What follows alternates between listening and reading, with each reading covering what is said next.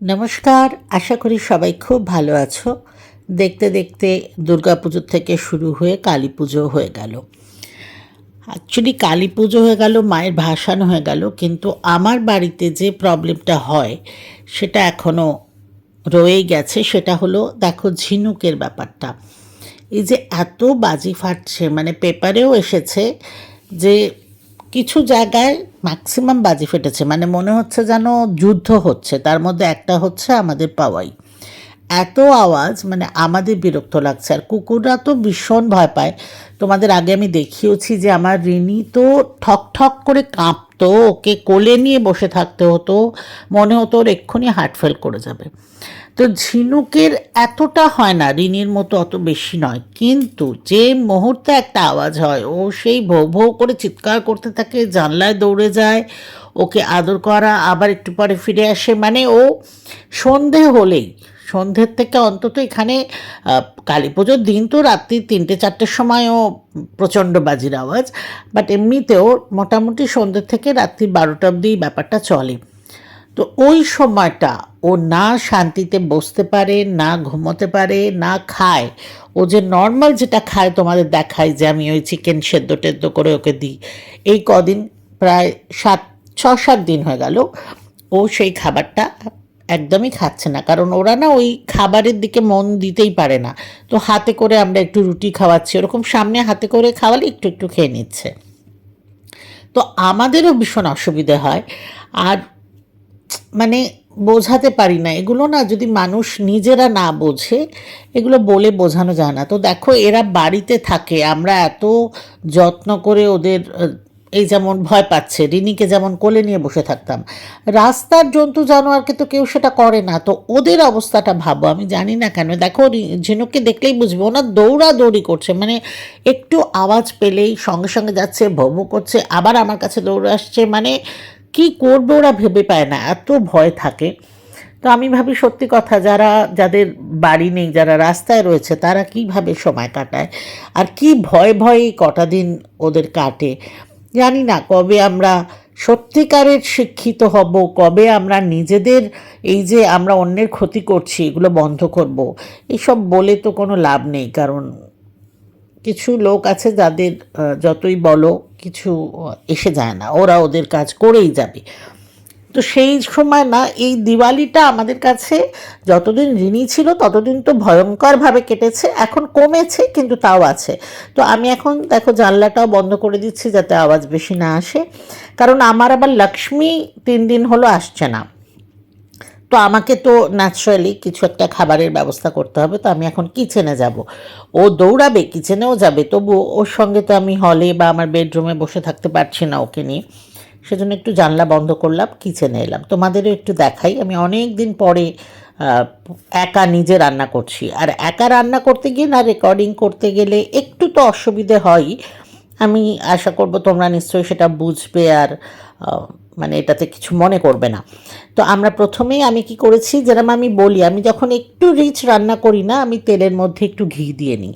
তো আমি আলুটা ভেজে নিলাম প্রথমে, তারপরে তেজপাতা, আর গরম মশলার মধ্যে আমি একটু ছোটো এলাচ, শুকনো লঙ্কা, দারচিনি দিয়েছি। দিয়ে একটুখানি ওটাকে নাড়াচাড়া করে নিই, ওর মধ্যে পেঁয়াজটা দিয়ে দিয়েছি। পেঁয়াজটা অল্প ভেজে নিয়েছি, আর ততক্ষণে না আমি মিক্সিতে টমেটো, আদা, রসুন, এগুলো, একটা কাঁচা লঙ্কা, কারণ আমরা ঝাল খুব একটা খাই না, তো সেইগুলো আমি পিষেও নিয়েছি। তো পেঁয়াজটা মোটামুটি যখন ভাজা হয়ে যাবে, তখন ওই বাটা মশলাটা আমি এর মধ্যে দিয়ে দেবো। দিয়ে অ্যাকচুয়ালি টমেটো, আদার এগুলো একটা কাঁচা গন্ধ থাকে, তো সেইগুলোর জন্য একটুখানি আবার ভেজে নেব। আচ্ছা, এটা করতে করতে না আমি আবার একটু একটা স্যুপও বানাচ্ছি, পালং শাকের একটা স্যুপ বানিয়ে নিচ্ছি, কারণ চটপট কিছু একটা করে নিতে হবে। যদিও এইটা খুব চটপট তো হয় না যেটা করছি, এটা আসলে আমি এখন এঁচোড়ের তরকারি করছি। আর যেটা বললাম যে অনেক দিন পরে আমি একা একা পুরো রান্নাটা করছি। তবে রুটি আমি মানে এখন এমন হয়েছে না, যেহেতু রেগুলার করি না, তো খুব একটা ভালো হয় না। তো আমি চন্দ্রকলাকে বলেছি, ও রুটি করে দিয়ে গেছে অলরেডি। তো আমার জাস্ট একটা তরকারি আর একটা স্যুপ বানালে হয়ে যাবে।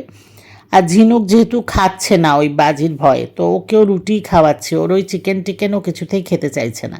যাই হোক, ততক্ষণে তোমরা দেখলে ভেজে আমি এর মধ্যে শুকনো যে মশলাগুলো দিই, হলুদ, লঙ্কা গুঁড়ো, নুন, আমি অল্প একটু চিনি তো সব রান্নাতেই দিই, আর এটা তো নিরামিষ রান্না, তো এটাতে তো একটু দেবই। অ্যান্ড একটু জিরে গুঁড়ো, একটু ধনে গুঁড়ো, এরকম সবই শুকনো মোটামুটি পাউডার দিয়ে একটু নেড়ে নিয়েছি। এবার এঁচোড়টাকে না আমি আগে সেদ্ধ করে নিয়েছি। এঁচোড়টাকে আমি আর আলাদা করে আগে ভাজিনি, যেরকম আলুটা ভেজে নিলাম। তো এটা আমি এখন মশলার সঙ্গেই এঁচোড়টাকে একটু ভালো করে কষে নেব। এঁচোড়টা ভালো করে কষা হয়ে গেলে তারপর তো সিম্পল ভাজা আলু দিয়ে একটু জল দিয়ে সেদ্ধ করলে, কারণ আলুটাও হাফ ভাজা হয়ে গেছে, এঁচোড়টাও মোটামুটি সেদ্ধ, আধা সেদ্ধ হয়ে গেছে, তো অনেকক্ষণ সময়ও লাগবে না। তো এটা একটু ঢাকা দিয়ে, আমি আসলে একটু কম আছে ঢাকা দিয়ে রান্না করতে বেশি ভালোবাসি, আমার মনে হয় তাতে টেস্ট অনেক ভালো হয়। যাই হোক, তো এবার আমি ওই ভাজা আলুটাও দিয়ে দিয়েছি, আবার খানিকক্ষণ নাড়াচাড়া করে একটু জল দিয়ে দেবো। দিয়ে যেই ফুটে যাবে না, তখন আমি আবার গ্যাসটা কম করে একটু ঢাকা দিয়ে দেবো। কম আছে ঢাকা দিয়ে দিয়ে রান্না করলে খুব ভালো খেতে হয়। আমি অবশ্য রান্না এক্সপার্ট নই, যেটা আমি সবসময় বলি, তোমরা আমার থেকে ডেফিনেটলি অনেক ভালো রান্না করো। তো যাই হোক, আমি যেভাবে করি, যেটুকু করলাম সেটুকু তোমাদের সাথে শেয়ার করলাম। আর মানে কি হয় না, এটা করতে করতেও ধরো মাঝে মাঝে ঝিনুক ভীষণ চিৎকার করছে, তখন আবার ওর কাছে যেতে হচ্ছে।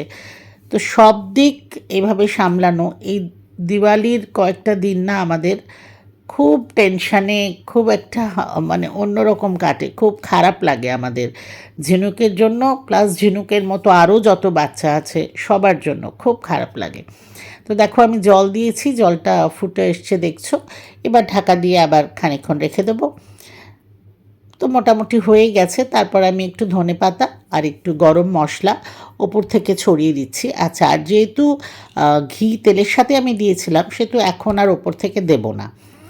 তো এখন একটু জাস্ট গরম মশলা আমার গুঁড়ো করে রাখাই থাকে বাড়িতে, তো সেটা আমি মানে বাড়িতেই বানানো গরম মশলা, সেটা আমি একটু দিয়ে দিলাম। আমার মোটামুটি রান্না শেষ। আর তোমাদের দেখাচ্ছি আমি এর সঙ্গে সঙ্গে পালকের যে স্যুপটা আমি বানালাম, ওটা তো ভীষণই ইজি, জাস্ট সেদ্ধ করা। আচ্ছা, দেখলে গ্যাসটা বন্ধ করে আমি একটু স্ট্যান্ডিং টাইম দিয়ে দিই সবসময়। আর এই দেখো, এটা পালকের স্যুপ, জাস্ট সেদ্ধ করে তোমার যা যা সবজি ভাল লাগে, আমি একটু রসুন দিই, আমাদের রসুন আদার গন্ধটা ভালো লাগে, মিক্সিতে পিষে নিয়ে তারপরে মাখন, গোলমরিচ, নুন, ব্যাস, আর কিছু দিই না। তো আমার রান্না রেডি, ডিনার তৈরি। খুব ভালো থেকো, খুব তাড়াতাড়ি আবার দেখা হবে।